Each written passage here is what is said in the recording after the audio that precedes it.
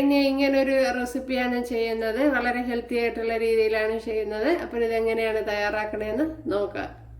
Hi കൂട്ടുകാരെ, സെലിൻ ബ്ലോസിലേക്ക് സ്വാഗതം. ഇന്ന് ഇത് വെച്ചൊരു റെസിപ്പി നോക്കാം. അതിന് ഇത്രയും ചെറിയൊരു പിടി പയർ, ഒരു 7-8 വെണ്ടയ്ക്ക എടുത്തിട്ടുണ്ട്. അപ്പോൾ പയറും വെണ്ടയ്ക്കൊക്കെ അവരവരുടെ ആവശ്യത്തിന് എടുക്കുക. അപ്പോൾ ഇതിനെ ഒന്ന് കട്ട് ചെയ്തെടുക്കണം. ഇവിടെ അരിഞ്ഞ് എടുത്തിട്ടുണ്ട്, ദാണ്ടല്ലേ. അപ്പോൾ വെണ്ടയ്ക്ക ഇതുപോലെയാണ് അരിഞ്ഞെടുത്തിട്ടുള്ളത്. പയറും ഇതുപോലെ ചെറുതായിട്ട് അരിഞ്ഞ് എടുത്തിട്ടുണ്ട്. അപ്പോൾ ഇതിലേക്ക് ഇനി ഒരു സവാള ഇതുപോലെ അരിഞ്ഞെടുത്തിട്ടുണ്ട്, അത് ഇട്ട് കൊടുക്കുക. അതുപോലെ 2 പച്ചമുളക്.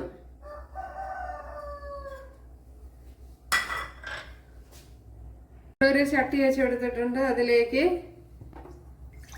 ഒരു 3/4 ഗ്ലാസ് വെള്ളം ഒഴിച്ചു കൊടുത്തിട്ടുണ്ട്. അപ്പോൾ ഇതുപോലത്തെ ഗ്ലാസ്സിൽ 3/4 ഗ്ലാസ് വെള്ളമാണ് ഒഴിച്ചു കൊടുത്തത്.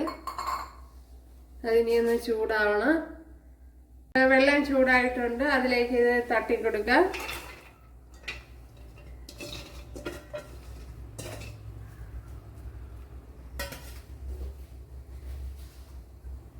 ആവശ്യത്തിനുള്ള ഉപ്പിട്ട് കൊടുക്കാം.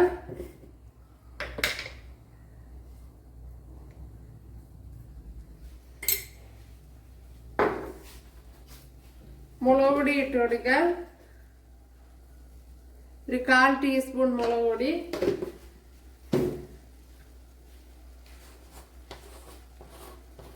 ഒരു 1/2 ടീസ്പൂൺ കുരുമുളക് പൊടി,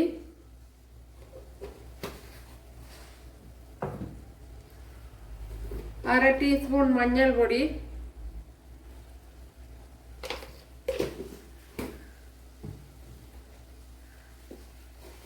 അര ടീസ്പൂൺ മല്ലിപ്പൊടി.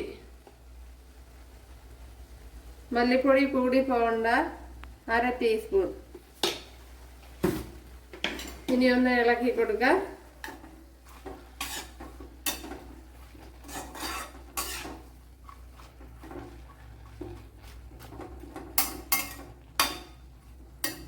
ഇനി ഒന്ന് അടച്ചു വയ്ക്കാം. ലോ ഫ്ലെയിമിൽ ഒന്ന് അടച്ചു വയ്ക്കാം.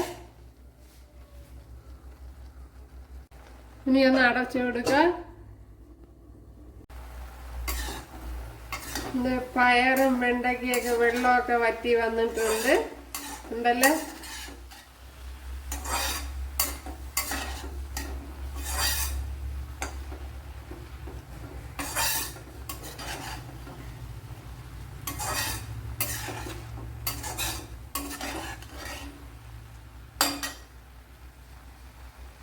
അപ്പോൾ 2 വറ്റൽമുളക്, ചെറിയ പീസ് ഇഞ്ചി, ഒരു 6 വെളുത്തുള്ളി അല്ലി എടുത്തിട്ടുണ്ട്. ഇതിനെ ഒന്ന് ക്രഷ് ചെയ്തെടുക്കണം. ക്രഷ് ചെയ്ത മുളകും വെളുത്തുള്ളി ഇഞ്ചിയൊക്കെ ഇട്ട് കൊടുത്തിട്ടുണ്ട്.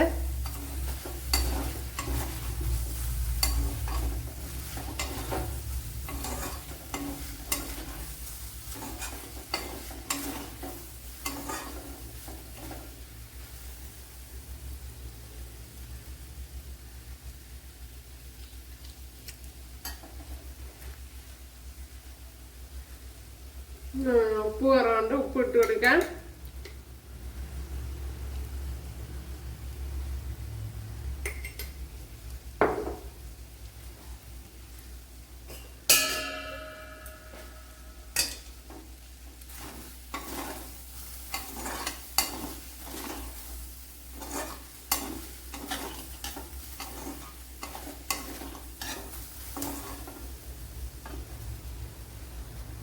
നമ്മുടെ ഹെൽത്തി ആയിട്ടുള്ള റെസിപ്പി ഇവിടെ റെഡി ആയിട്ടുണ്ട്.